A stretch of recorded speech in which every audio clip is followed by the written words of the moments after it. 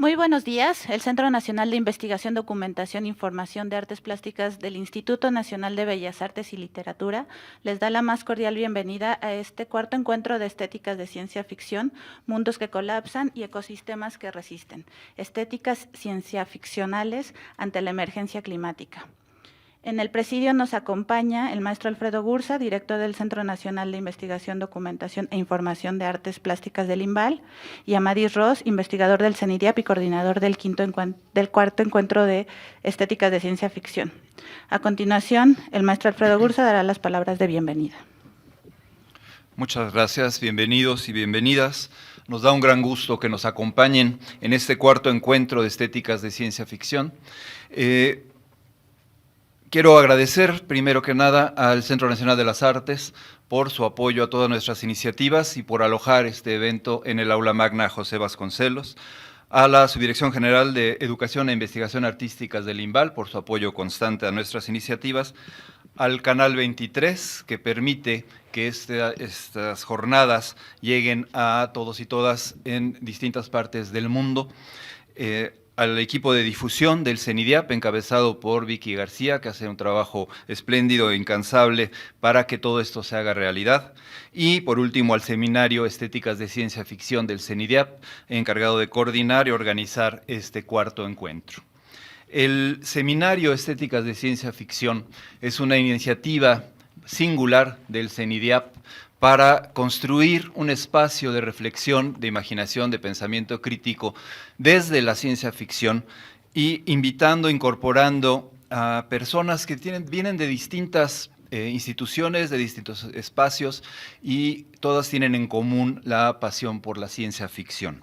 Este seminario se propuso desde un inicio, decía yo, construir este espacio y aprovechar justamente el potencial, la fuerza de la ciencia ficción para permitirnos imaginar justamente otras maneras de ser humanos, otras maneras de estar en nuestro planeta, otros modos de ser, de pensar, de construir.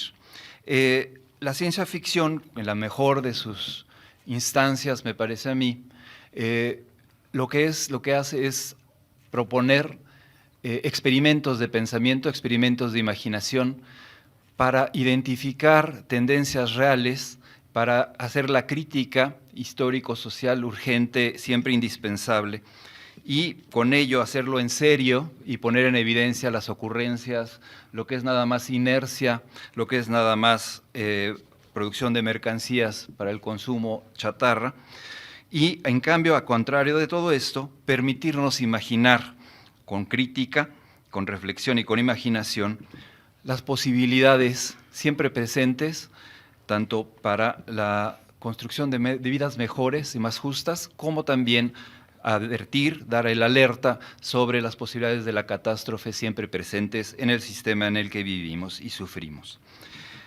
Esto significa hacer las preguntas importantes, hacerlas con autocrítica, y todo esto solamente tiene sentido no solo si escuchamos las ponencias de las personas que muy generosamente participan en este cuarto encuentro, sino desde las butacas, en los pasillos, desde sus hogares o sus centros de trabajo, a través de las redes, participar de esta discusión, de esta reflexión colectiva. Necesitamos tomar posición, necesitamos advertir las cuestiones que se están discutiendo y contribuir todos y todas para que efectivamente esta imaginación sea acción. Es importante señalar cómo en el seminario de estéticas de ciencia ficción se planteó para este cuarto encuentro justamente el tema de la emergencia climática, y se añadió esto que me parece muy importante, que son los ecosistemas que resisten. Esto para salirle al paso de inmediato a una de las tendencias de estas inercias de la ciencia ficción, de pensar que ciencia ficción significa distopía. También significa utopía y significa sobre todo acción imaginativa y creativa para evitar la distopía, advertirla con tiempo y proponer, construir, abonar a la utopía. Me parece que eso es lo más importante, esta posibilidad de la reflexión sobre la estética o las estéticas de la ciencia ficción, que nos permiten hacer lugar a todo lo que está marginado, a todo lo que es ausente, lo que se invisibiliza, a lo que se le niega la voz, y subvertir, como decíamos en nuestro propio encuentro de investigación, subvertir las ausencias, hacerlas presentes, incorporarlas, hacerles un espacio. Esa es la invitación para estas jornadas. Esperamos que nos acompañen de manera propositiva, imaginativa, creativa, reitero, para que esto realmente dé frutos y se incorpore a la larga cadena ya de frutos que ha dado esta iniciativa del CENIDIAP, del Seminario de Estéticas de Ciencia Ficción. Entonces los invito y las invito a participar activamente en estas jornadas, que serán sin duda muy, muy interesantes por la presencia de personas que han reflexionado mucho sobre estos temas y que tienen mucho que decirnos y tienen la urgencia de compartírnoslo. Entonces, les doy la bienvenida y muchas gracias por acompañarnos. A continuación, daremos la palabra a Amadís Ros. Muchas gracias, Ariadna. Igual comenzaré con agradecimientos, para empezar al CENIDIAP y al director Alfredo, a la coordinadora de investigación, que es Ariadna, y al resto del equipo, por supuestísimo a Vicky, que es la coordinadora de difusión, y a todo su equipo, que, insisto, sin ellos sería imposible no solamente realizar este encuentro, sino en general la existencia del Seminario de Estéticas de Ciencia Ficción, que es una iniciativa que partió desde el CENIDIAP y que de alguna forma ha abierto un espacio para que gente que interesa estos temas pueda sentarse a discutirlas y generar pues, productos y generar pues, nuevas ideas que a su vez se concatenen con otras ideas. Y llevamos desde 2016 trabajando. Ha sido un camino pues, largo que ha dejado frutos satisfactorios en el camino, y hoy en día nos encontramos aquí en este cuarto encuentro ya, con este tema que bueno, ya Alfredo habló bastante bien al respecto. Yo solo quisiera añadir que la ciencia ficción se ha convertido ya en parte totalmente pues, inseparable de nuestra realidad cotidiana. Sus imágenes, sus estéticas están presentes en pues, nuestro día a día, y de ahí la fuerza que tiene para proponer tanto narrativas que puedan resultar, digamos, afines al sistema que nos domina, al sistema que nos está llevando a esta emergencia climática, o que lo critiquen, o que propongan alternativas. Narrativas que se suman en la desesperanza, en el pesimismo, o narrativas que propongan que aún hay caminos posibles, que aún hay esperanzas.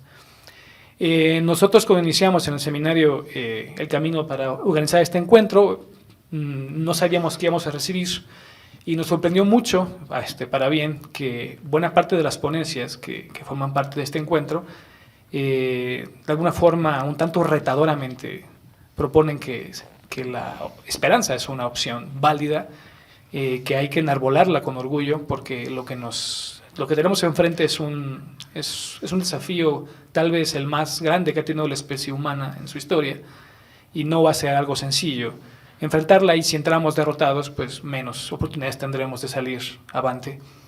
De manera que ya podrán escuchar en las mesas de ponencias, en los paneles de discusión, pues qué perspectivas existen sobre esto desde las estéticas de ciencia ficción. Y además quisiera mencionar que organizamos un taller de ponencias. Quienes fueron aceptadas y aceptados participamos en 3 sesiones en las que se fue avanzando en la redacción de las ponencias, de manera que las personas que participan ya se conocen entre sí, al menos a través del taller, conocen las ponencias del resto, y eso pues permitió un diálogo desde antes de que se sienten aquí en esta mesa a exponernos lo que traen. Y también creo eso que genera un cierto sentimiento de comunidad que es básico, sentimos, para reflexionar estos temas y para afrontar la emergencia climática. Y muchísimas gracias a las ponentes y los ponentes que aceptaron este modelo, que vinieron aquí, que van a venir aquí a leer sus ponencias. Son algo muy valioso para el seminario, para el CENIDIAP, que se tomen este tiempo, que tengan esas preocupaciones y que lo hagan de manera tan profesional. Realmente se los agradecemos muchísimo. También tendremos 2 mesas de discusión, uno con 2 destacadas científicas y con una escritora muy reconocida y un escritor también muy reconocido. Ya es la mesa que continúa. Y cerraremos con una mesa de artistas visuales y escritores para también hablar sobre el mismo tema desde la creación. O sea, estamos intentando que se pueda ver este problema tan complejo, tan agudo, desde las mayores perspectivas posibles en un encuentro de corte académico como es el cuarto encuentro. Y tendremos una conferencia magistral dictada por Edmundo Paz Soldán. Quienes conocen la ciencia ficción latinoamericana saben que es un autor destacado que ha tratado estos temas de varias formas. Bueno, no es el único tema que ha tratado, pero entre ellos está presente esta devastación que estamos viviendo. Y también el seminario Estéticas de Ciencia Ficción va a proponer una manera distinta de aproximarse al tema desde las reflexiones que hemos hecho durante el último año y fracción, en un acto performático que tendremos hoy en la tarde, que invitamos a que participen. De manera que, pues bueno, ha sido mucho trabajo al llegar hasta aquí. Yo confío en que quienes están aquí en la sala, en el aula magna de José Vasconcelos del CENART, y quienes están viendo desde sus casas y oficinas, pues si sientan interesados en el tema, y sobre todo, como decía Alfredo, invitarles a que participen. Están abiertos los chats de las diferentes plataformas en que se está transmitiendo esto para que interactúen con quienes están en mesa, quienes están en el público. Y pues bueno, nada más me resta agradecer a Canal 23, que están encargándose de la transmisión, al pie del cañón, como siempre. Es un equipo muy profesional. Obviamente al CENART, que nos presta este espacio, que siempre nos ha apoyado en estas iniciativas. Y pues a quienes están aquí viéndonos en este momento. Muchas gracias. Para cerrar el acto.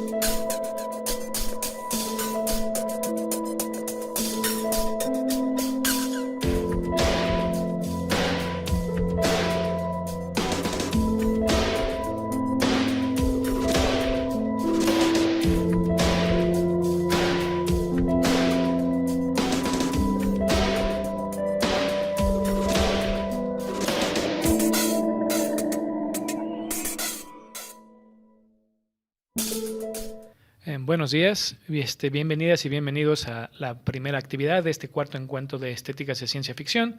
Es la mesa de diálogo, Ciencias y Ciencia Ficción ante la emergencia climática. Tengo el gusto de que nos acompañe la doctora Blanca Emma Mendoza Ortega, nuestra querida Gabriela Damián Mirabete, nuestro colega Ramón López Castro y la doctora Antígona Segura Peralta.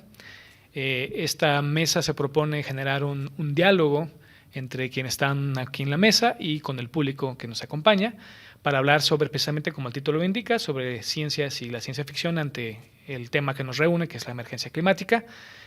Primero voy a leer las semblanzas de nuestras 4 participantes y procederemos a la discusión. La doctora Blanca Emma Mendoza, ella trabaja en el Instituto de Geofísica de la UNAM, tiene una licenciatura en Física en la Facultad de Ciencias de la UNAM, la misma, doctorado en Física en la Universidad de Oxford, áreas de investigación, Física Solar, Clima Espacial y Planetología. Autora líder del 5º reporte de evaluación del Intergovernmental Panel on Climate Change, perdonen mi inglés, IPCC. En el grupo 1, las bases científicas, siendo ella la única científica trabajando en México que participó en este proyecto. Investigadora titular C del Instituto de Geofísica de la UNAM, investigadora nacional nivel 3 del SNI, ha impartido numerosos cursos de licenciatura y posgrado tanto en la UNAM como en otras universidades en México y en el extranjero. Ha escrito en coautoría libros de docencia para el nivel medio de educación y para licenciatura. Ha participado de manera muy importante en difusión y divulgación.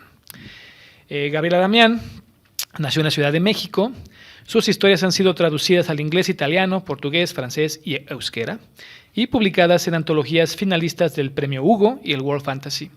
Es cofundadora de proyectos colaborativos como Mexicona, Imaginación y Futuro y El Cúmulo de Tesla, colectivo de arte y ciencia que recientemente publicó Mis pies tienen raíz. Con Soñarán en el jardín, historias sobre un México futuro donde los feminicidios no existen más, ganó el premio James Tripty Jr. Hoy Otherwise, premio que han obtenido autores como Ursula K. Le Guin, Kelly Link y Awake MC.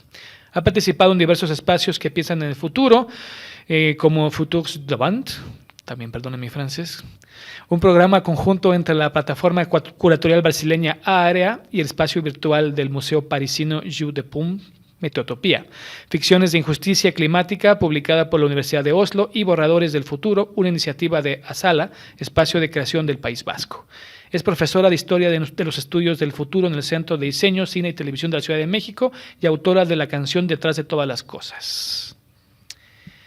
Ramón López Castro, él ha recibido los siguientes premios: Premio Nacional de Cuento Universidad de Monterrey, Premio de Literatura Nuevo León y Premio Alfonso Reyes de Ensayo.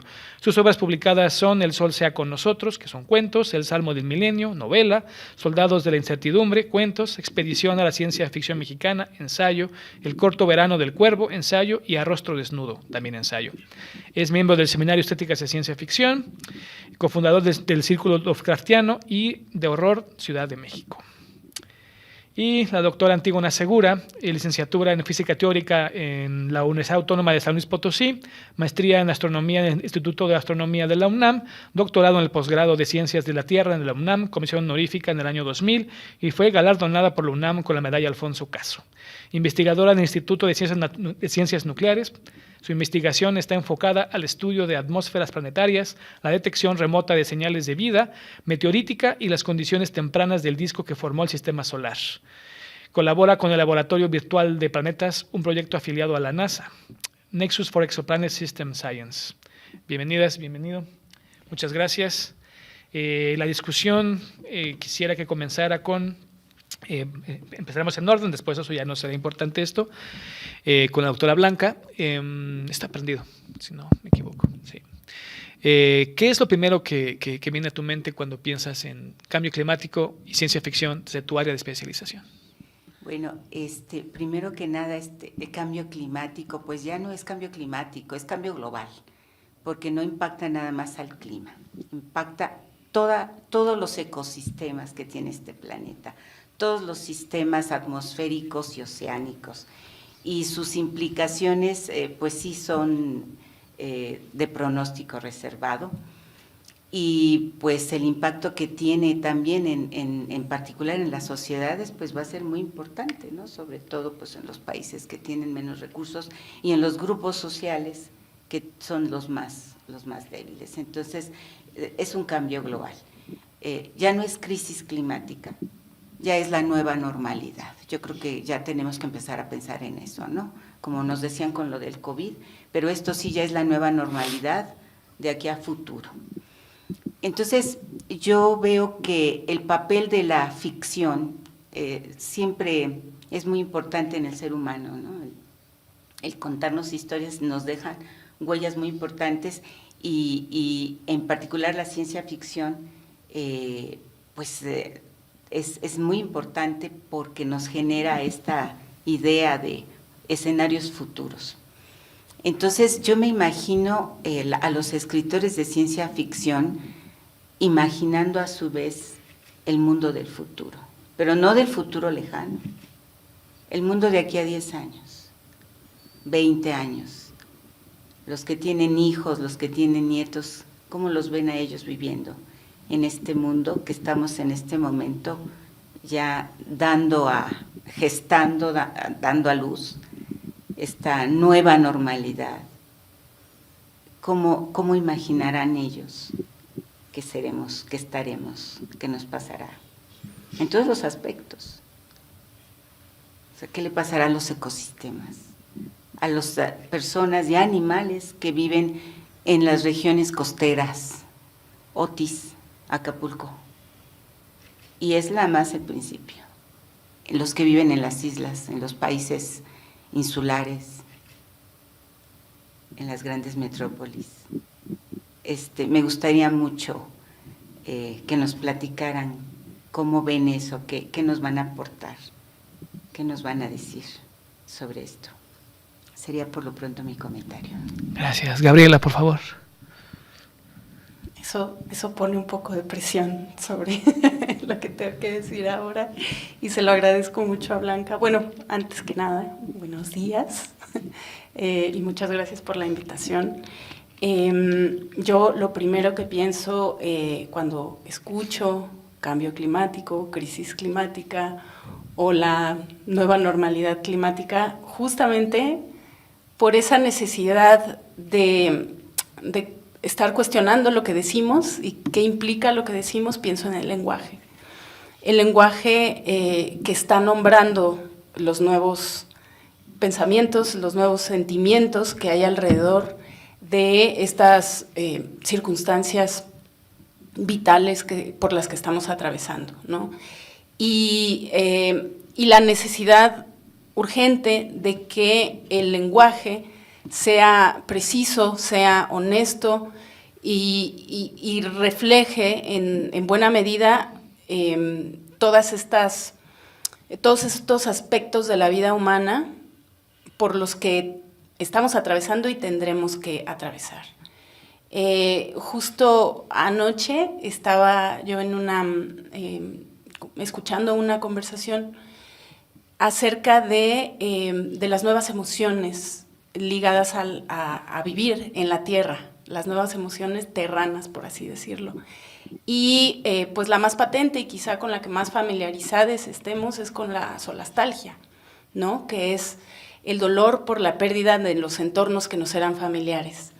Pero efectivamente, como bien decían en la mesa inaugural, el dolor moviliza en buena medida a la creación de conciencia y las palabras para nombrar el dolor producen esa conciencia, pero es poco productivo después de un tiempo instalarnos únicamente en el dolor y necesitamos nuevos nombres para lo que viene y para la manera de enfrentarlo. Y nombres que no vengan, nombres y palabras y usos del lenguaje que no vengan de quienes nos quieren vender cosas, ¿no? Sino que vengan precisamente de una reflexión profunda acerca de lo que implica ser seres sintientes, más que humanos, seres sintientes en este planeta, y los seres que podemos producir ese lenguaje que nos comuna, que nos pone en común. Entonces creo que justamente el papel de la literatura en ese sentido es muy importante, aunque yo sé que a la ciencia ficción la componen mucho más cosas que las palabras, ¿no? La ciencia ficción, como bien se hace en este seminario, a la hora de que vemos cómo permea en el imaginario popular, pues está compuesta de imágenes, de sonidos, de escenas, de ambientes sonoros, de música, no sé, de un montón de cosas que nos entran por todos los sentidos, ¿no? Pero creo que justo como estamos en un momento pues insólito para nosotros, para la humanidad, esa generación de cosas nuevas, absolutamente, pues sí, que tienen que ser acorde con los tiempos, verdaderamente originales, verdaderamente nuevas, ahí la producción del lenguaje y por lo tanto de la imaginación desde adentro y que surge con el lenguaje de una forma natural, pues es vital, ¿no? Eso es en lo que pienso. Gracias. Ramón, ¿qué es lo primero que piensas cuando escuchas hablar cambio climático? Bueno, gracias por la invitación. Estaba escuchando ahorita lo que comentaban las compañeras y debo reconocer que la ciencia ficción está preparada para el cambio, sea global, sea climático, sea social, porque no le preocupa otra cosa. La ciencia ficción realmente no habla del futuro, habla de nuestro presente. La ciencia ficción siempre está interesada en la nueva normalidad. Los grandes cuentos, las grandes novelas, las grandes películas de ciencia ficción tratan de ese quiebre, de ese momento de bifurcación, cuando se da esta dislocación de lo que creemos o decimos o pretendemos o nos engañamos con llamar normal y nos presenta nuestro presente transformado, subvertido. Desde La Guerra de los Mundos de H.G. Wells, cuando los marcianos utilizan un arma biológica para cambiar el ecosistema de nuestro mundo, porque lo que realmente quieren los marcianos no es solamente apoderarse de la Tierra o alimentarse de nosotros, sino verdaderamente marcianoformar a la Tierra, la quieren transformar en lo que nos propone H.G. Wells, sería este Marte con una flora y una fauna y un ecosistema y una biosfera y una atmósfera totalmente distinta a la nuestra. Estamos ante un discurso del cambio que tiene concatenaciones a el mundo imperial mercantilista del siglo XIX, que H.G. Wells conoce bien y critica bien y sabe desmenuzar, porque ¿acaso no fue eso lo que provocaron los europeos en África, por ejemplo? ¿No lo provocaron en otras partes del globo terráqueo? ¿No cambiaron y subvirtieron la normalidad para imponer una nueva normalidad, un nuevo tiempo, una nueva concepción de la realidad? Y cambiando una parte sustancial de lo que nos hace seres humanos, que es nuestro ecosistema social, si me permiten la expresión, que va de la mano del ecosistema estrictamente biológico. Recuerdo a Ursula K. Le Guin, que como reacción a la guerra de Vietnam escribe un cuento, no sé si ha envejecido bien o mal en alguna de sus partes, porque sus villanos son muy acartonados, pero creo que en lo esencial, El nombre del mundo es bosque, es un cuento, casi novela corta, muy poderoso, que habla de cómo los seres humanos llegamos a un planeta que es forestal, es casi, todo él es un bosque, que tiene habitantes, tiene extraterrestres, literalmente hombrecitos verdes, que viven en una concepción de la realidad muy distinta. Lo que nosotros entendemos por realidad sensorial para ellos es uno de los tantos estados de un sueño eterno. Y los seres humanos que no entendemos de sueños, vamos a destripar ese planeta porque nos gusta poseer las cosas bellas y destruirlas. Esto es por supuesto, es una parábola de la guerra de Vietnam, pero habla otra vez del cambio y de cómo la ciencia ficción está interesada en el cambio eterno. Cuando leo el cuento de Liliana Colanzi, gran escritora latinoamericana, Nuestro mundo muerto, que habla de una persona que está tratando de sobrevivir, no de vivir, de mal vivir en Marte, y recuerda una tierra devastada, radioactiva, y recuerda una relación amorosa fallida y en fin, este contraste entre la naturaleza muerta y la naturaleza que nunca fue, porque nos propone un Marte que nunca fue, nunca será nuestro hogar, nuestra tumba puede ser, nuestro hogar no, nos vuelve a plantear esta idea del cambio. Entonces la ciencia ficción está preparada para el cambio. La ciencia ficción latinoamericana siempre históricamente le gusta más hablar del cambio catastrófico que del cambio positivo.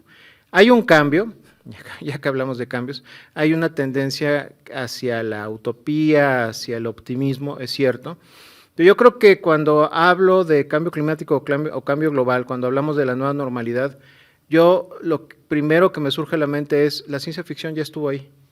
Lo único que necesitamos hacer es voltear a verla para escucharla.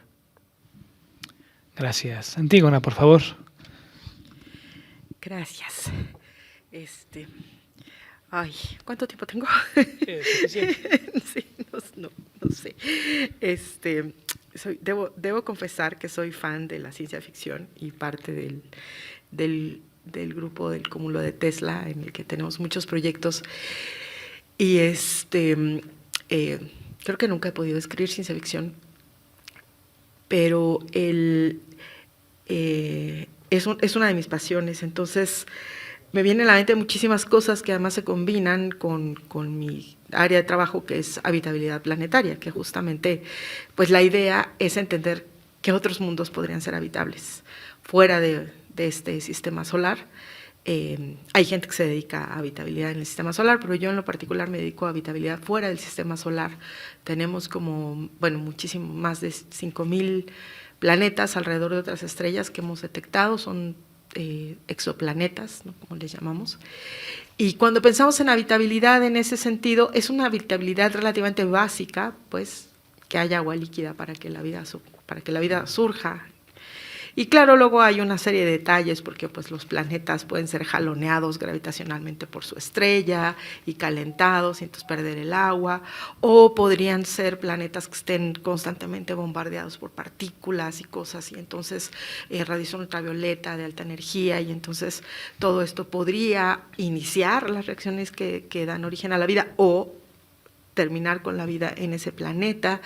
Entonces, o podemos pensar planetas completamente,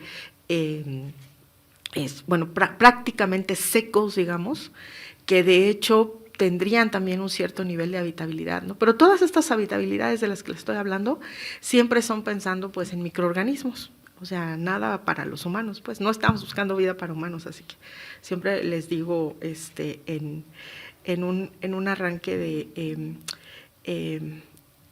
de poca, ¿cuál es esta palabra? Olvido palabras, perdón. Me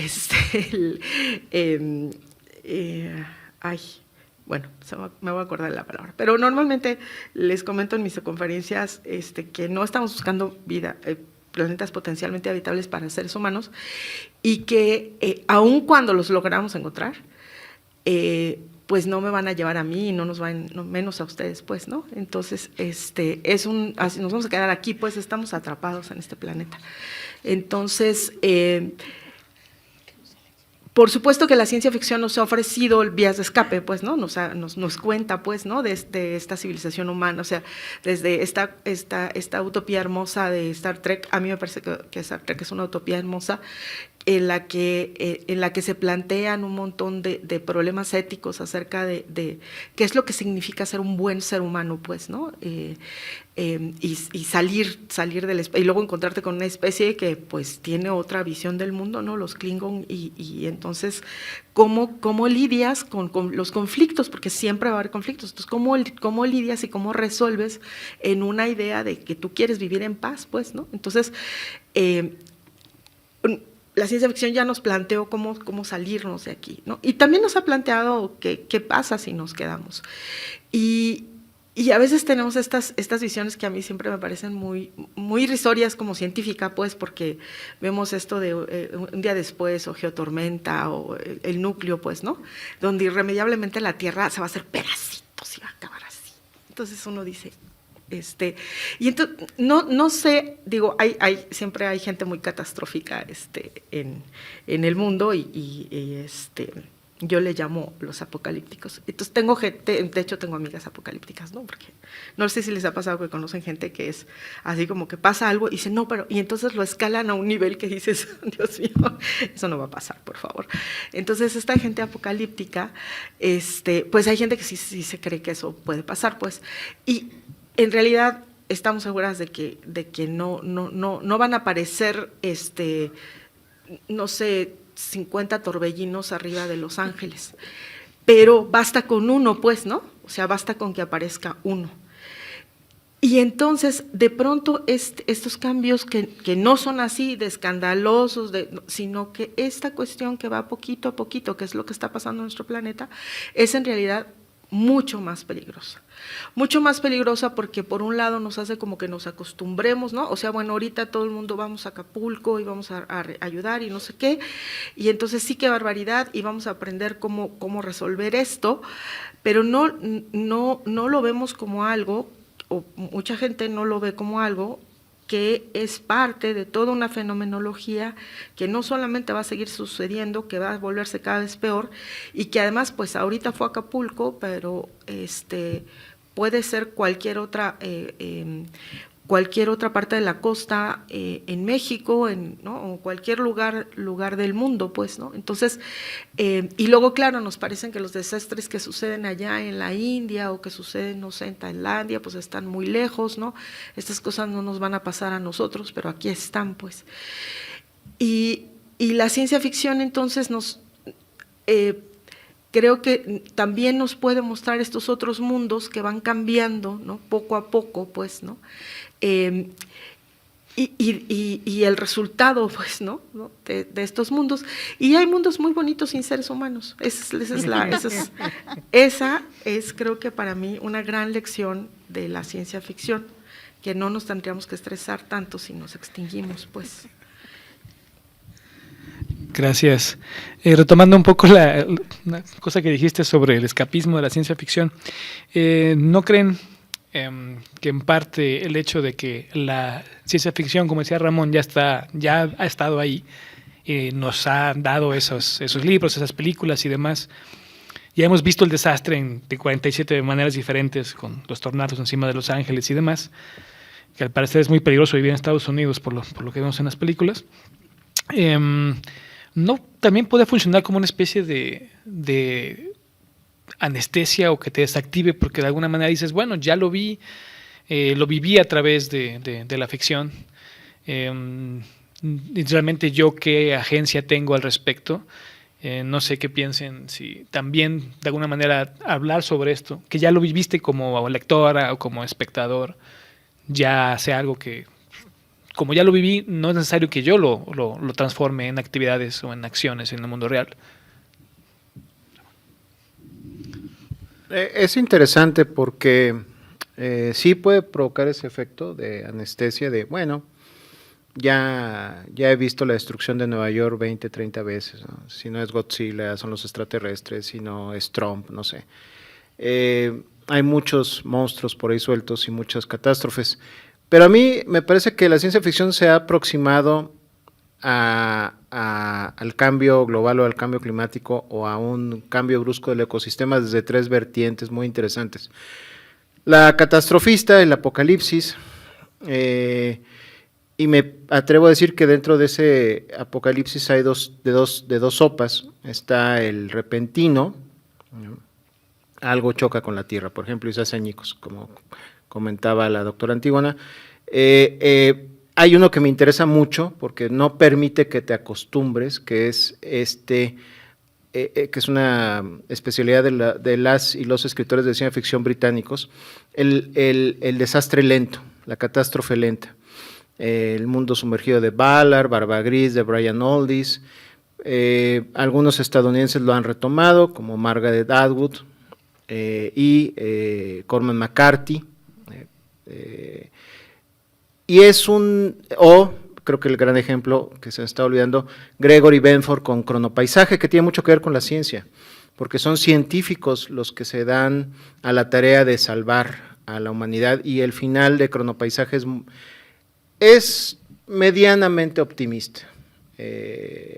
No, pero la debacle es muy lenta, y de manera muy cercana, que también es otra manera de aproximarse, es no hablar del apocalipsis, no hablar del desastre, que lo retoma William Gibson con una novela que acaba de ser adaptada a una serie que se llama The Peripheral, lo periférico o el periférico, en donde el jackpot, que es el premio gordo, un evento cataclísmico que provoca un efecto en cascada en otros ecosistemas y en otras actividades humanas y naturales que ya estaban dañadas, que ya traían un daño previo, ocurre, pero casi no habla de eso en la novela. Eso cambia mucho el mundo antes y después de este fenómeno, de este momento cataclísmico, pero no se habla mucho de ello, porque es impensable, casi. Pero claro, los escritores y las escritoras tenemos que hacer lo impensable pensable, ¿no? Y también está otro camino que es la farsa, la burla, el sarcasmo, el humor negro, que podemos encontrar en Douglas Adams, en la guía del autoestopista galáctico. La Tierra es destruida simplemente porque van a abrir una autopista galáctica y está en el camino, punto. O Cuna de Gato de Kurt Vonnegut, que es otro camino para, no sé si anestesiarnos, sino para darnos cuenta de que ante lo horripilante el ser humano puede responder con el humor. No sé si con la acción, pero sí con el humor.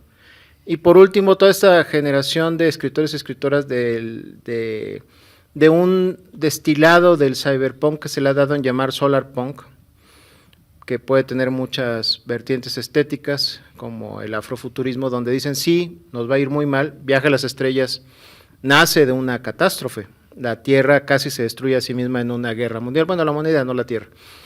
Y de ahí surge la llegada de estos extraterrestres, los Vulcano, que son algo pedantes, pero son buena onda, y nos unimos a una federación de planetas o ayudamos a construirla, etcétera. Pero el Viaje a las Estrellas nace después, o en su historia ficticia, nace en las aventuras del Capitán Kirk y demás, después de casi aniquilarnos como especie. Entonces, esa es la otra vertiente, el optimismo, y creo que el optimismo no nos anestesia, pero sí nos implica pasar del discurso a la acción, y ahí es donde el escritor o la escritora debe dar paso muchas veces al científico, como lo hizo Gregory Benford en su gran obra Cronopaisaje. Blanca, por favor, y luego Gabriela. Sí. Bueno, reflexionando sobre esto que comentas, de que la ciencia ficción ya estuvo ahí, que tiene como contemplados todos los escenarios. Eso es cierto. Uno lee libros, como dices tú, de muchos enfoques de la ciencia ficción, pero yo me pregunto, ahora ya tenemos muy claro cuál es el camino que vamos a seguir si continuamos como estamos. Y no es algo, como digo, a largo plazo, ¿no? Esto o nos corregimos para el año aproximadamente 2030 o ya no la contamos. Y eso no es ser pesimista. Aquí yo creo que no hay que confundir. Los modelos que se hacen sobre el clima nos están indicando que si alcanzamos una temperatura de 1.5 grados o la rebasamos, ya la viabilidad en el planeta va a disminuir drásticamente. ¿Por qué? Porque todos estos modelos nos indican que los ecosistemas empiezan a desaparecer. Y cuando empiezan a desaparecer los animales y las plantas, pues también vamos nosotros, ¿no? Porque luego tendemos a pensar que los animales y las plantas son por allá y nosotros por acá. Y somos pues parte del ecosistema.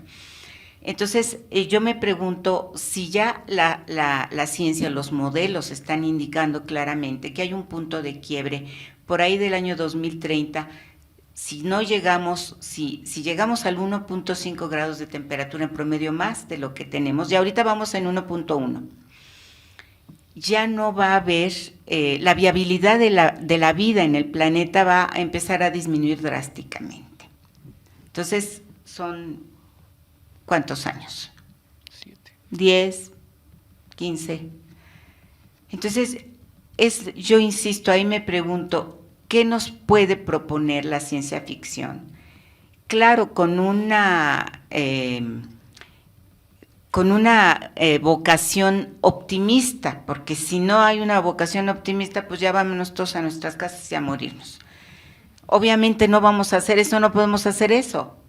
¿Qué vamos a hacer? Y no es dependiendo de que lleguen unos extraterrestres buena onda a salvarnos, o que lleguen los gringos, y como son muy buenos ellos, ya sabemos, y van a venir a salvarnos, y cuando el huracán Otis, y se presente otro en otra costa del Pacífico, van a venir ellos y nos van a salvar del desastre. ¿Qué vamos a hacer? Porque no es algo que sea dependiente solo de un agente, no es solo el gobierno. ¿Qué vamos a hacer cada uno de nosotros? Cada uno de nosotros tiene una responsabilidad, no podemos estar esperando un agente externo que venga a salvarnos, llámenle como le llamen, de aquí a 10 años, de aquí a 15 años. ¿Qué podemos hacer? Ya es claro, repito, el camino por el que vamos, ya no hay opciones de que, ay no, en 5 años ya se acabó. No, esto no es de 5 años. Entonces, ante algo así como una situación ya muy clara a futuro corto y pensando en que todos somos responsables, todos los seres humanos somos responsables, me gustaría oír propuestas de los escritoras y escritores de ciencia ficción. ¿Qué piensan? ¿Por dónde piensan que nos podemos ir para hacernos viables como especie? Y les digo lo que yo le digo siempre a mis estudiantes, y menciono a Antígona: si desaparecemos los seres humanos, no desaparece la vida en la Tierra. Hay organismos muy buenos que son conocidos como extremófilos, como las cucarachas, que aguantan temperaturas terribles, incluso radioactividad, y siguen viviendo. Y a lo mejor, pues si nosotros nos vamos a por ahí de finales del siglo, ya no estamos, porque ya no fuimos viables por el aumento de temperatura que repasó el 1.5 grados centígrados, pues a lo mejor esos dentro de algunos millones de años van a ser los seres dominantes pues en este planeta. Entonces pues ahí la vida va a seguir. A lo mejor las cucarachas son los que siguen, así como cuando los dinosaurios se extinguieron, dieron paso, le dieron oportunidad a los mamíferos chiquitos que andaban por ahí de evolucionar, pues a lo mejor nosotros ahora que nos extingamos de aquí a 60 años, 70, pues vamos a dar paso en unos millones de años a que las cucarachas ya sean la especie dominante en el planeta. Entonces, bueno, les dejo la cancha a la y el escritor de ciencia ficción a ver qué nos comenta. A ver cómo hacemos la sociedad de las cucarachas. Bueno, yo escucho a Blanca y sigo pensando en el lenguaje, ¿no? Porque creo que ahorita la tarea más importante, ligado con tu pregunta, Amadís, es que yo no creo que per se las narrativas o el arte desactive o active. Creo que la semilla de la participación y de la conciencia política está en la vida cotidiana y en la conciencia política. Creo que pueden ayudar y creo que pueden integrarse, ¿no? Estas, digamos, la lenta y laboriosa,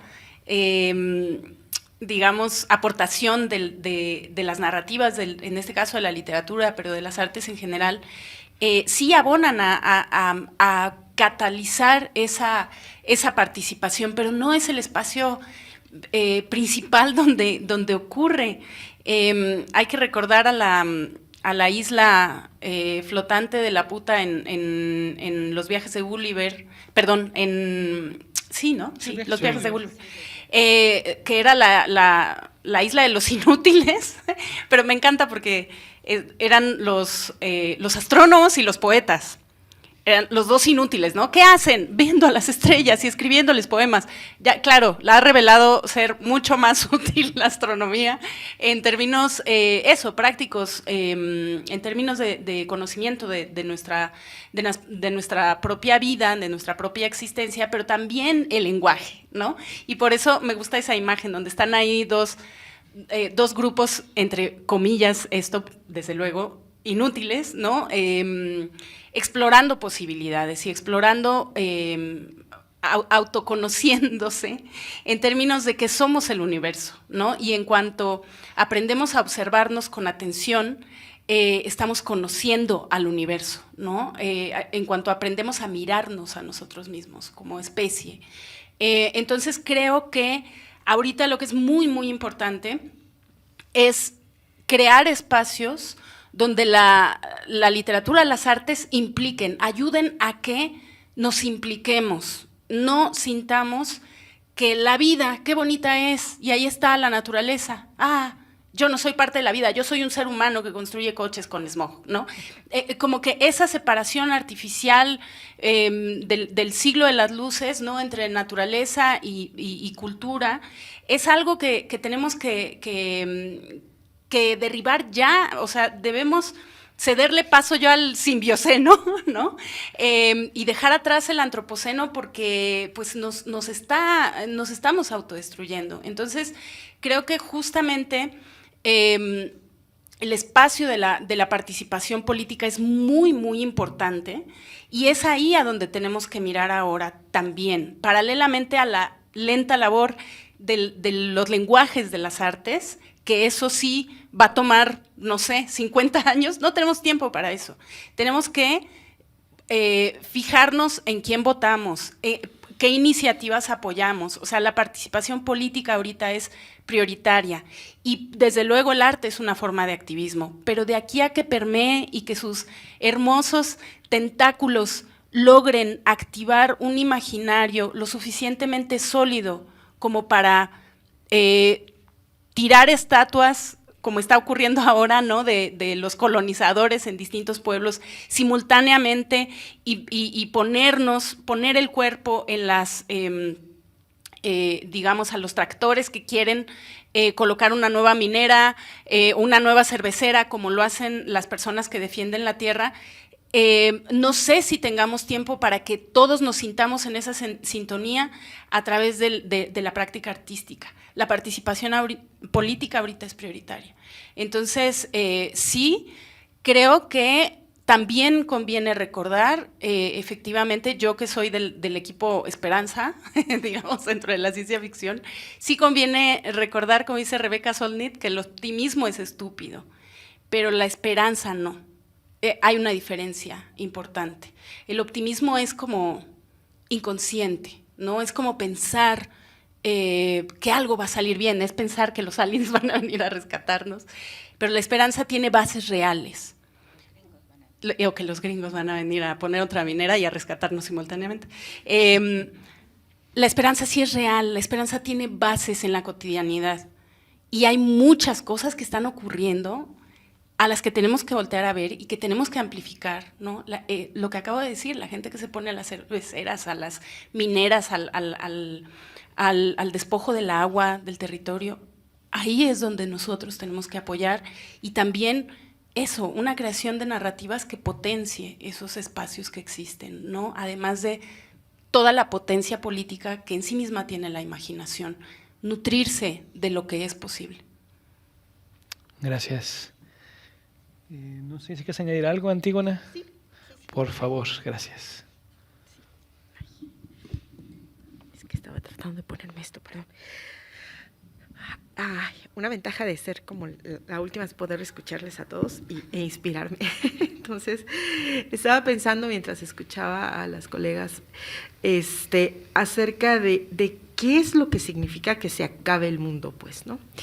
Porque la idea de lo que es el mundo, ¿no? Podría ser nuestro planeta volando en pedacitos en el espacio, o podría ser nuestra casa, nuestra tierra, el lugar donde habitamos, del cual dependemos, y que cambie a tal lugar que las condiciones ya no sean lo que eran, y entonces es terminarse el mundo, ¿no? Puedo pensar, por ejemplo, en la civilización maya, que a veces decimos, bueno, se acabó la civilización maya, pero la población maya no se exterminó, ¿no? La población maya está allí, está presente hoy en día, pues, ¿no? Y lo que implicó que se terminara la civilización maya fue una serie de cambios que los llevaron a dejar de ser el centro y tener decisiones sobre sus propias tierras, por ejemplo. Entonces, podemos pensar en terminar el mundo a muchas escalas o también en conservarlo a muchas escalas. El colonialismo, ¿no? Que mencionaba Ramón hace un ratito, que que estaba, por ejemplo, presente en Ursula K. Le Guin, e hizo un comentario que le puse aquí, no, porque comentaba Ramón que nos gusta tomar las cosas bellas y destruirlas. Yo creo que no es que nos guste, es que eso es el colonialismo, pues, justamente, ¿no? O sea, al capitalismo le gusta hacer eso, pues, ¿no? Y tomar las cosas bellas y destruirlas porque así se hacen más caras y las puede vender más, con un precio más alto, pues, pero no estoy segura de que eso sea, por ejemplo, algo intrínseco a la humanidad. Entonces, como ya lo comentó también la doctora Blanca Mendoza, pues aquí hay… o sea, el mundo no va a dejar de ser habitable, pues, ¿no? O sea, va a haber bacterias que, miren, se comen el petróleo bien felices, van a recoger, si van a recoger agua de este río que contaminaron las mineras, que dejaron un montón de minerales, recogen agua y la ponen en el microscopio y va a haber un montón de bacterias. Y claro, esa agua es mortal para los seres humanos, no podemos verla, pero ahí están las bacterias. O sea, y entonces el mundo de las bacterias está ahí, miren, y no, ellas comen hidrógeno, metano, rocas, ¿no? Y entonces no importa, pues, lo que les hagamos, podemos acabar con también dejar de producir oxígeno, pero el oxígeno hoy en día también lo producen bacterias, pues, ¿no? Y una mitad, la otra mitad, pues sí, es Chapultepec y el Amazonas, etcétera, pero hay una buena parte del oxígeno que es producido por bacterias. Entonces, digamos que el mundo con el que estamos terminando es el de los seres humanos. ¿Cuáles seres humanos? Porque además esa es la otra cosa. ¿Cuáles seres humanos? ¿No? Y no son todos los seres, ustedes no sé cuántos tienen la oportunidad de viajar a Estados Unidos, pero viajan a Estados Unidos y entonces se dan cuenta que pues ni reciclan, o sea, no les importa, ¿no? Pues siguen construyendo estas ciudades en donde no hay transporte público, donde pues todo el mundo necesita camionetotas porque no hay transporte público, donde pues tampoco piensan mucho en que si van a tener un carro híbrido o no, pero pues cambian su carro cada 2, 3 años, y entonces pues o sea, ese nuevo carro eventualmente, ese nuevo carro implica que hay otro que eventualmente va a acabar en la chatarra, pues, ¿no? ¿Hacia dónde se van todas esas chatarras? De repente sí hay zonas de Estados Unidos donde ustedes ven así los tiraderos de basura, ¿no? Estaba oyendo que tenemos ropa para vestir a 6 generaciones completas de seres humanos, completito el mundo, ¿no? Entonces, ¿a dónde va a parar toda esa basura? También hay basureros, ¿no? Completos de ropa que nunca se vendió, que no, ¿no? Entonces, por supuesto que este mundo, ¿no? que se está acabando, entonces, obviamente no es el mundo de esas personas que siguen pensando en qué camioneta se van a comprar el siguiente año, etcétera, sino es este mundo de la gente que vivimos en el sur global, que ya hemos visto nuestro mundo terminarse muchas veces, ¿no? O sea, lo vieron en África con la colonización y los procesos de esclavización terribles que vivieron, lo estamos viendo con la gente que tiene que emigrar de México, Centro, Sudamérica, de las zonas de África hacia Europa, de Centro, Sudamérica hacia los Estados Unidos, porque estamos poniendo una presión en esos mundos que estamos terminando. Entonces, el fin del mundo está aquí, ya, pues. Hay gente que ya está viviendo el fin del mundo, ¿sí?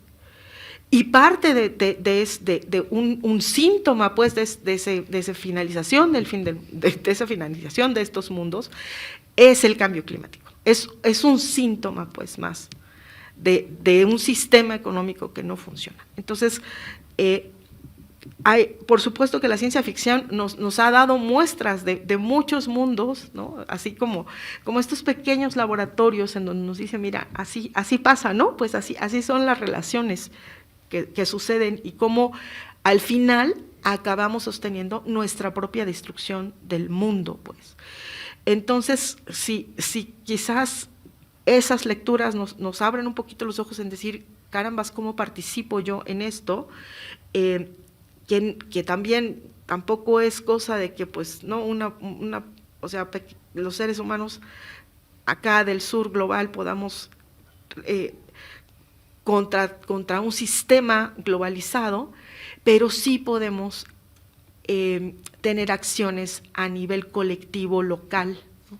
Y entonces una de las lecciones tanto de la ciencia ficción como de las cosas que se han estado haciendo es justamente eso, que localmente podemos crear nuestros oasis y podemos hacer que nuestro mundo no se termine, al menos localmente. Acabo de escuchar hoy en la mañana que ya lograron, ya le ganaron a una minera canadiense en Panamá. En Panamá, ¿no? Entonces, ¿qué pasó? La gente se organizó, la gente protestó, la gente recurrió a todas las cosas que se podían hacer, ¿no? Porque se nos está acabando el mundo, ¿no? ¿Qué pasa con los feminicidios? No, o sea, también es una tragedia para el mundo de las mujeres.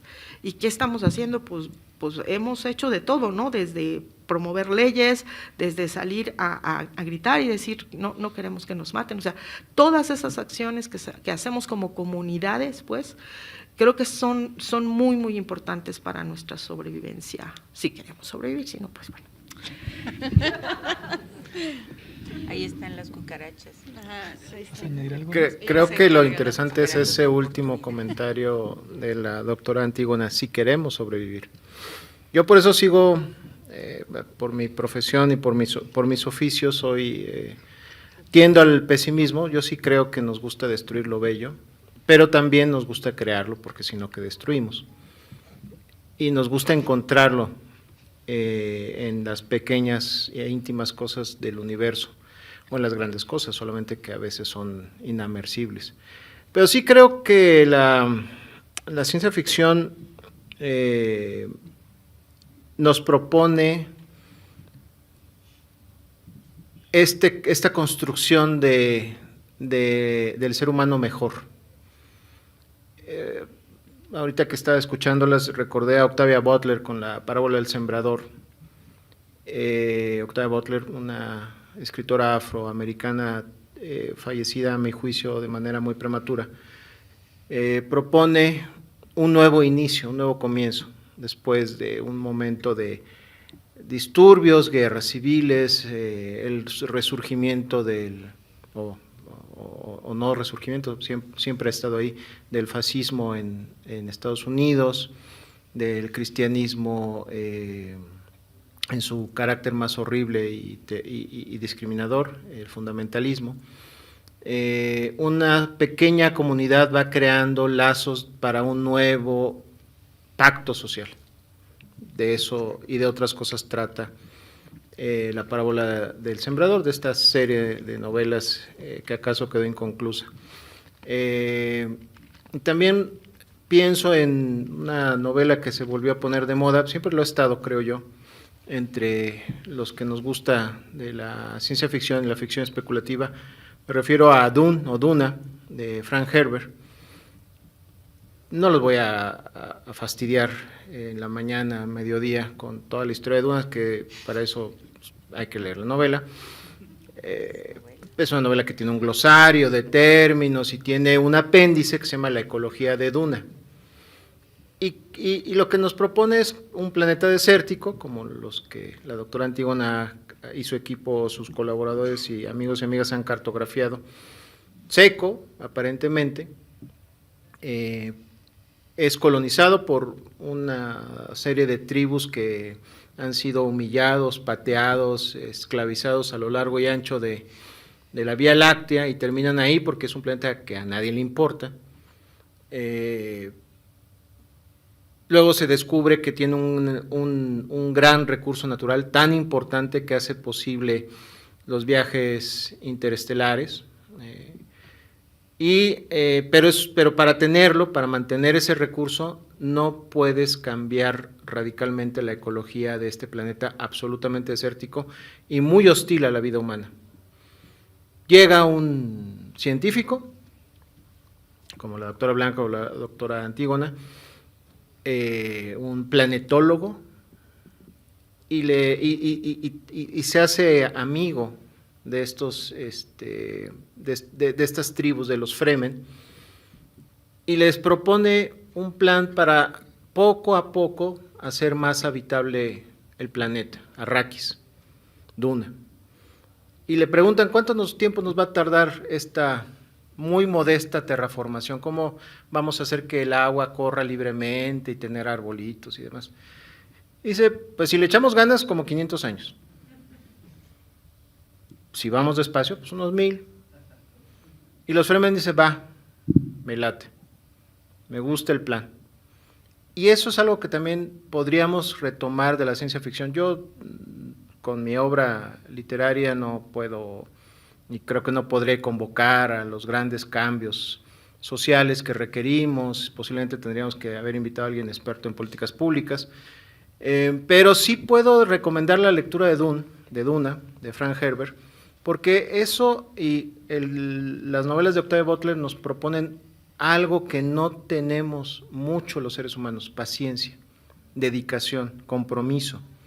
Para crear al hombre o a la mujer nuevo y una nueva sociedad necesitamos comprometernos e empujar lentamente esa piedra. Yo sé que en el 2030 ya se nos viene encima, etcétera, pero tenemos que aceptar que en un mundo donde ya la crisis ya ocurrió, el cambio global ya está sobre nosotros, un mundo así, donde Estados Unidos, China y la India, en nuestro país, seguimos quemando combustibles fósiles, y tenemos no una, sino 2 guerras, y hay gente que sigue invirtiendo y apostándole a la guerra, cuando tendríamos que estarle apostando a la vida y a la convivencia pacífica. Tenemos que aceptar que este mundo no cambia de la noche a la mañana, y si cambia es para mal. Y tenemos que aceptar lo que los Fremen aceptaron, el gran compromiso de las generaciones para vivir de manera austera, como los desposeídos de Ursula K. Le Guin, vivir de una manera espartana, pero sobrevivir y prosperar bajo otra forma de entender lo humano. Y eso es lo que nos propone la ciencia ficción. Los Fremen asumieron este cambio, a lo mejor con demasiado fanatismo, pero lo asumieron y dijeron, voy a invertir mi vida y la vida de mis hijos, nietos y bisnietos, pero voy a tener árboles al aire libre y voy a tener ríos que corran por estas cañadas resecas de Arrakis. Si esto le suena al comunismo, por ejemplo, si le suena a cuestiones mesiánicas, si le suena a invierte hoy para la vida futura será mejor, pues a lo mejor sí, pero hemos estado viviendo al día, comprándonos camionetas nuevas y desperdiciando los recursos, y ya no nos podemos dar ese lujo. El futuro que yo me atrevo a proponer es ese, el de los Fremen. Tenemos que invertir de manera paciente, pero dedicada, y sin prisa, pero sin pausa, en construirnos de otra manera y renunciar a la muerte entendida como esquemas de explotación. Gracias. Bueno, nada más como colofón. Sí, lo que desactiva es la depresión capitalista, ya lo dijo Mark Fisher. Lo que desactiva es estar agotados de trabajar para el capital, ¿no? Y no tener tiempo para el gozo ni para ponernos a pensar qué está mal y qué tenemos que cambiar y revisarnos a nosotros mismos.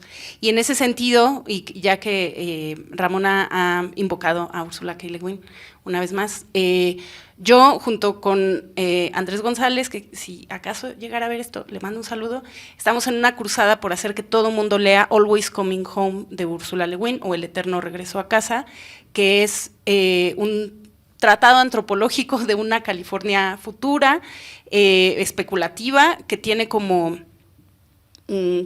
propuesta o como raíz cómo vivían las personas de los pueblos originarios en California, y que es la manera más eficiente de vivir en ese territorio, ¿no? Y cómo eso, o sea, no tiene que ser como los desposeídos, con esa austeridad como de novela rusa, ¿no? Como que es de donde Le Guin abrevó para escribir esta novela increíble, maravillosa, anarquista. No tiene que ser como la de los Fremen, que, bueno, finalmente es imperialista, ¿no? Aunque desde luego que es una cosa muy bella, Dune, pero finalmente nuestro imaginario a cada rato nos pone el pie, ¿no? Y seguimos imaginando imperios y reyes y reinas y princesas. En Always Coming Home, yo encontré ahí a gente como mi abuela o mi tía, que sabían aprovechar las cosas de la casa, ¿no? Y hacer que todos estuviéramos felices y comiéramos rico, y y la parte imaginativa, donde los hombres participan activamente en la construcción de un mundo no violento, ahí está también, ¿no? O sea, no es solo lo posible, sino lo que deseamos. Y si ahorita la sociedad es inequitativa, imaginar una más igualitaria, porque es posible. Y si no podemos pensar que hay espacio para el gozo sin el consumo, ahí hay un ejemplo de cómo hay mucho gozo y podemos nosotros experimentarlo en otros, o sea, si salimos de estas burbujas, ¿no? De los urbanos, de las personas urbanas que consumimos y consumimos. El gozo está en muchas otras partes y, bueno, esa novela a mí me parece un gran ejemplo de ello. Bueno, solo yo sigo con mi preocupación, Ramón. Sí, a mí me encantó todas las novelas de Dune porque son como no sé cuántos libros, leí todos. No me gusta la parte monárquica porque en efecto todo se trata del emperador y del príncipe, de la princesa, pero la parte de la ecología del desierto es muy interesante y muy bien planteada allí, ya se lo imaginaba Frank Herbert. Pero yo sí insisto en algo, ya no tenemos tiempo, Ramón.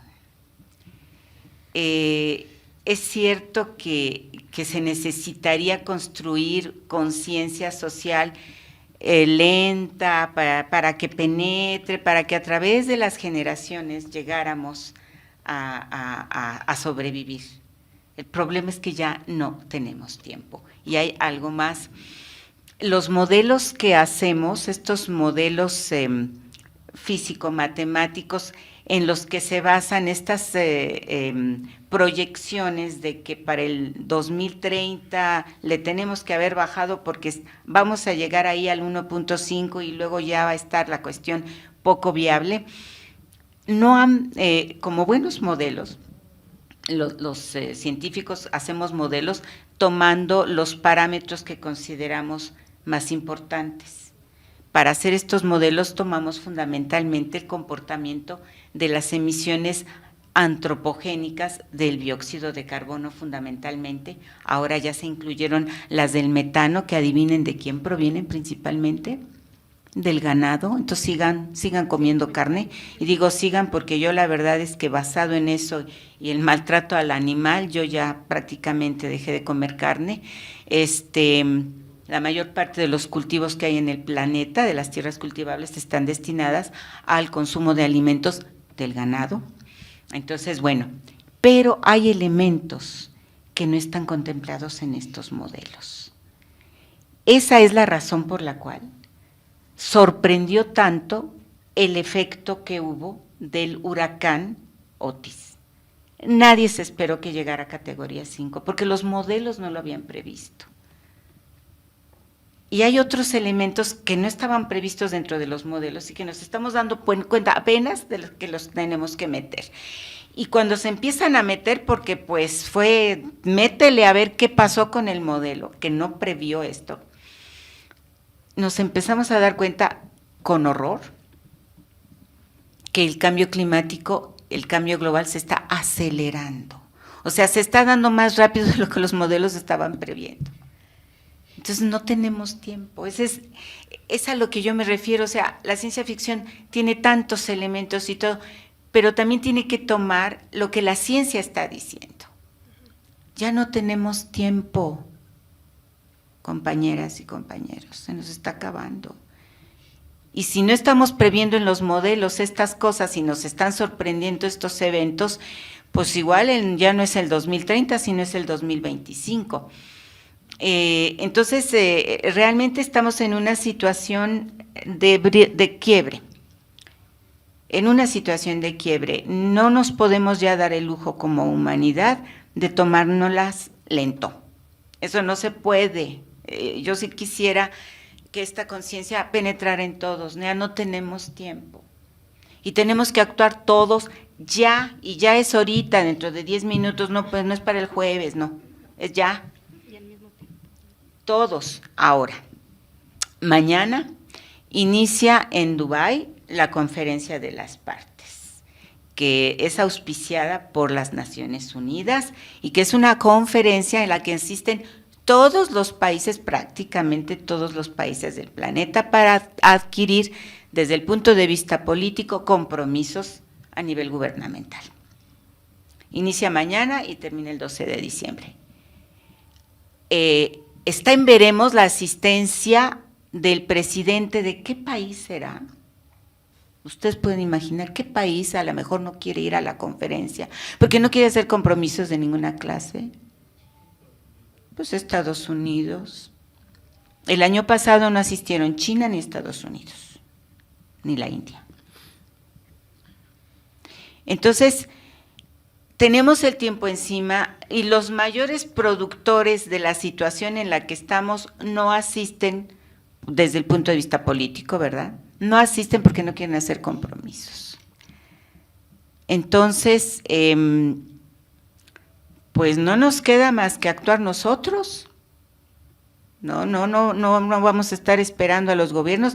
El año pasado México hizo el compromiso de que iba a reducir en un 30% las emisiones de gases de efecto invernadero para el 2030 a través de uso de transporte público que se iba a volver muy global en el país y que funcionara de manera eléctrica para el 2030, o sea, dentro de 10 años, o sea, tendríamos que estarlo viendo ya. Ustedes han visto transporte público mayoritariamente eléctrico que funcione, pues, por ejemplo, en esta ciudad, que ya ustedes puedan usar, que todos podamos usar. Yo no lo he visto. Entonces, no sé a qué se va a comprometer México ahora en esta conferencia de las partes. Yo también soy una persona optimista por naturaleza. Siempre cuando las cosas están terribles, yo siempre digo, no, vamos a hacer, se van a componer. Y yo quiero pensar que sí podemos ser viables como seres humanos y que nuestros hijos y nuestros nietos puedan ser viables como seres humanos. Pero me temo que el tiempo está encima. Y eso sí quisiera que les pasara a todos ese mensaje. El tiempo ya lo tenemos encima. No nos podemos dar el lujo de pensar a largo plazo. Y es por eso mi insistencia de escritora a escritor. Piensen en eso, cómo vamos a motivar desde la ciencia ficción esa urgencia de participación individual, global, colectiva, por colonia, por comunidad. ¿Cómo le vamos a hacer? Porque yo creo que es la única salida. Si estamos esperando que nuestros gobiernos actúen, yo creo que por ahí no va. ¿Algún comentario? Bueno, sí, el tiempo está encima, pero a si tenemos o no un compromiso político o social, o si podemos incentivar la lectura de obras que nos parecen importantes para esta coyuntura tan grave que vivimos, pero en nuestro trabajo como escritores, creo que nosotros y nosotras no somos los más capacitados para mover de manera urgente a alguien, salvo que tengamos una gran audiencia o la vayamos construyendo con otros elementos a nuestro alcance. No es que sea, no que esté negado a la urgencia, simplemente, ¿saben qué pasa? Que yo desconfío mucho de la persona que crea arte desde un compromiso político abierto. Acepto que el panfleto, el libelo y otras herramientas son géneros literarios muy difíciles, pero no me acaba de gustar. La idea del escritor o de la escritora comprometidos que se erigen como intelectuales públicos, a la manera francesa de Émile Zola y su Yo acuso, sospecho que ya está agotada. Sospecho que ya no es el momento. Apoyo más la construcción orgánica desde las bases sociales de cambios urgentes e inminentes y que están superando a nuestras clases políticas en todo el mundo. Pero también creo que el arte El arte no gana ni pierde valor por su compromiso político. El arte tristemente no nos hace mejores ni peores personas, pero sí fomenta la esperanza. Podríamos decirlo, si me perdonan esta imagen, que los músicos del Titanic tenían una labor muy importante. Y por supuesto, no todos se salvaron en el hundimiento del Titanic. Yo estoy cierto, no pongo en tela de duda que la crisis está encima de nosotros y que ya no estamos hablando del 2030, del 2025, 2026, 2027, Otis nos vino a demostrar que los modelos acaso eran excesivamente optimistas o no contemplaban todas las variantes, que los grandes huracanes y estas grandes catástrofes son la nueva normalidad. Y alguien tiene que seguir tocando mientras el barco se hunde. Alguien tiene que seguir creando cosas bellas. Alguien tiene que seguir apostando, porque a los poderosos no les importa las humanidades, ni les importa la filosofía, ni les importa la escritura, ni la literatura, ni la pintura, ni la escultura, ni las artes escénicas, etcétera.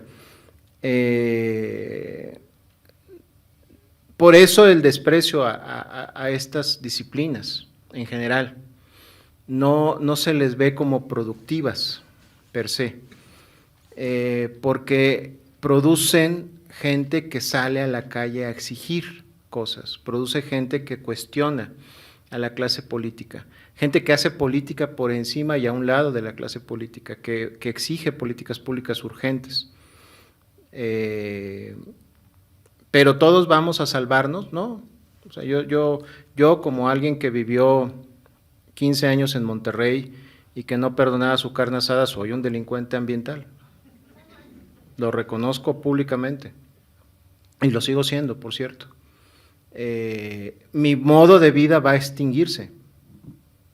Eso es un hecho. No lo digo ni con cinismo ni con alegría, lo digo porque así será.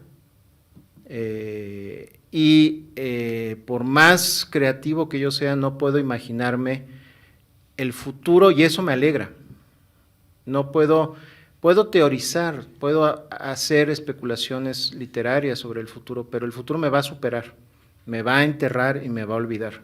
Y eso está bien, porque no se requieren personas que como yo ven a la literatura, que es el oficio artístico que ejerzo, como algo que no está comprometido en su esencia por la acción política. Pido disculpas por esto porque así es como concibo yo el arte, no digo que esté bien y mal mi postura, simplemente la veo así.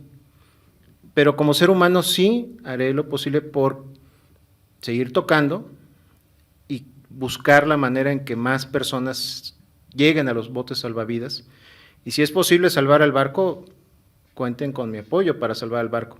Yo creo que este barco que llamamos capitalismo global, está condenado al fracaso y se va a hundir, y con quienes quieran seguir adelante en él. Pero mi esperanza está en los botes salvavidas, definitivamente. Y a alguno de nosotros y de nosotras que siga tocando el violín, o al menos la pandereta o la armónica, irá en alguno de esos botes. La humanidad no le gusta hacer las tareas con tiempo, siempre corremos a última hora para presentar el examen, y hemos estado a punto de extinguirnos varias veces. Entonces yo creo que alguien se va a salvar.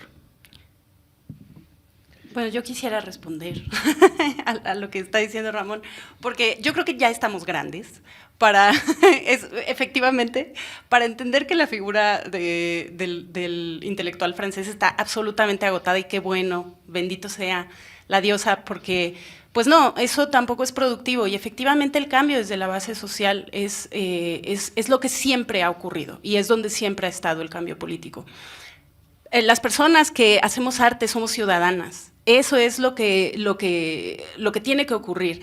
Hacer arte desde la ciudadanía, creo yo que no es arte necesariamente comprometido para erigir figuras públicas que tengan una voz prominente o que incidan en la vida política del país, sino que efectivamente son necesidades ciudadanas que se filtran a través de los ciudadanos y ciudadanas que hacen arte. Entonces, más bien, yo sí creo que hay que tener compromiso político, no porque el arte necesita esta condición, sino porque es un momento urgente en el que hay que asumirlo.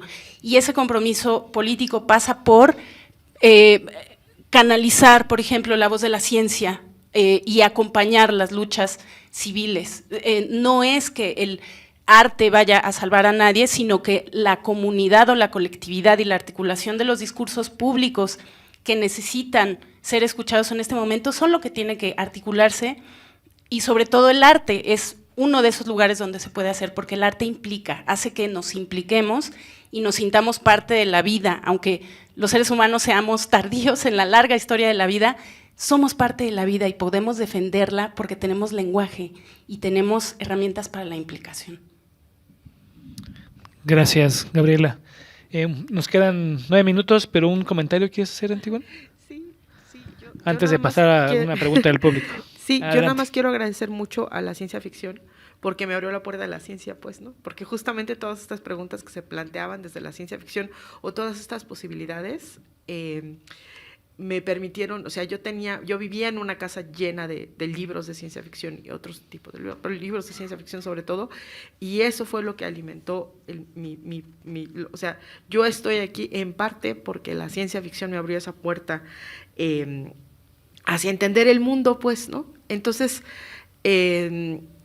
yo estoy totalmente de acuerdo que no es el papel de la gente que escribe hacer eso, pero a veces estos músicos que tocan esa melodía nos inspiran para hacer muchas cosas, y creo que lo que tenemos que hacer no es reclamarles, sino agradecerles que cuando nos inspiran, que cuando nos dan estos alientos, ¿no?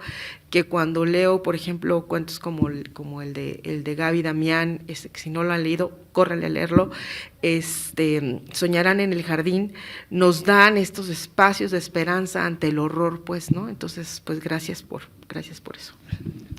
Gracias. Nos quedan 7 minutos. ¿Alguien del público que quiera hacer alguna pregunta? Tenemos tiempo para ello. Adelante, por favor. Gracias. Buenas tardes. A mí me gustaría preguntarles principalmente a Gabriela y a Ramón, ¿cuál sería la propuesta de la ciencia ficción mexicana para estas alternativas que ahorita han estado discutiendo?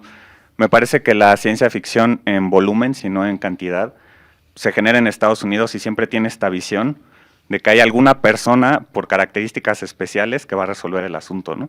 Incluso en Úrsula Le Guin con Los desposeídos, el científico matemático que viene de una sociedad donde todo mundo vale igual, resulta ser pues alguien especial que llega y se va a otro planeta y bla, bla, bla. Entonces, a mí me parece crucial pues que haya propuestas justo más comunitarias que se reflejen en la ciencia ficción, que puedan proponer estas alternativas, porque la verdad es que pues, yo no me siento esa persona especial que un día se va a levantar y toda la gente va a voltear y va a decir, no, sí, tienes razón, bla, ¿no?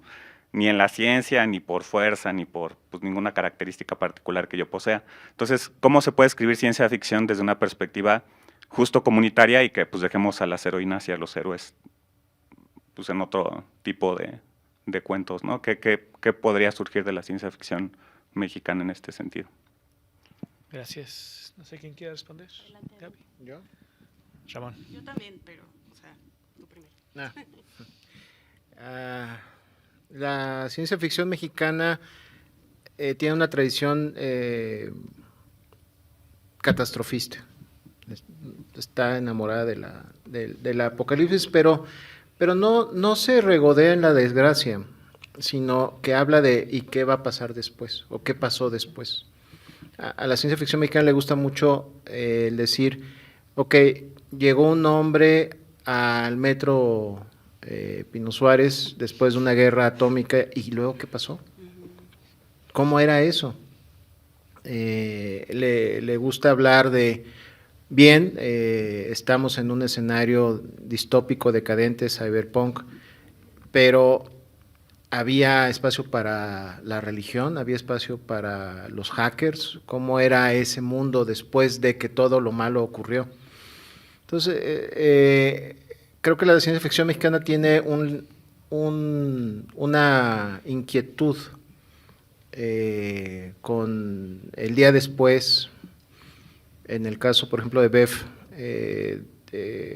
escritor y artista gráfico, con el anarcopunqueto, con anarcopunqueta, con los rebeldes, con los que crean pequeñas islas de estabilidad después de que todo ha fallado. Y eso me parece, hay una palabra que no me gusta usar, la resiliencia. Me parece que la ciencia ficción mexicana le gusta mucho hablar de los que logran de las ruinas emerger y sobrevivir y crear algo. Ese segundo después del apocalipsis, del Armagedón. ¿Qué pasa? Extremófila, yo diría que es la ciencia ficción mexicana. Yo quisiera añadir que eso implica, es una pregunta muy interesante y agradezco mucho que la hagas porque esto que dices justamente de héroes y heroínas, ¿qué pasa, no? Eso como paradigma. Yo creo que hay que olvidarse de ese paradigma y del paradigma novela también. O sea, creo que también una nueva propuesta de una nueva ciencia ficción que hable de todas estas cosas que hemos estado abordando el día de hoy, también implicaría un resquebrajamiento de las formas, porque están abonando a cierta clase de narrativas, de que hay personas únicas y especiales y que el cambio lo provoca una que se da cuenta, ¿no? Cuando en realidad la colectividad, que era lo que decíamos sobre todo Antígona hace rato, es lo que potencia ese cambio, ¿no? Entonces, a mí me gusta, por ejemplo, La noche en la zona M, de Alberto Chimal, que todavía es una novela y todavía tiene una heroína, que es una jovencita, pero las demás voces están todo el tiempo soportando esa trayectoria. Es decir, es más un punto de vista que una condición de heroicidad y de unicidad, ¿no? Entonces, yo, que soy cuentista, promuevo más el cuento, ver las cosas desde múltiples puntos de vista y construir narrativas que ya no tengan el viaje del héroe, porque también ya estamos grandes para dejar el viaje del héroe atrás y empezar a construir la narrativa común, la narrativa colectiva de la ciudadanía, insisto, ¿no? Gracias. Nos quedan 2 minutos. ¿Alguna pregunta última para cerrar esta mesa? Adelante, Noé.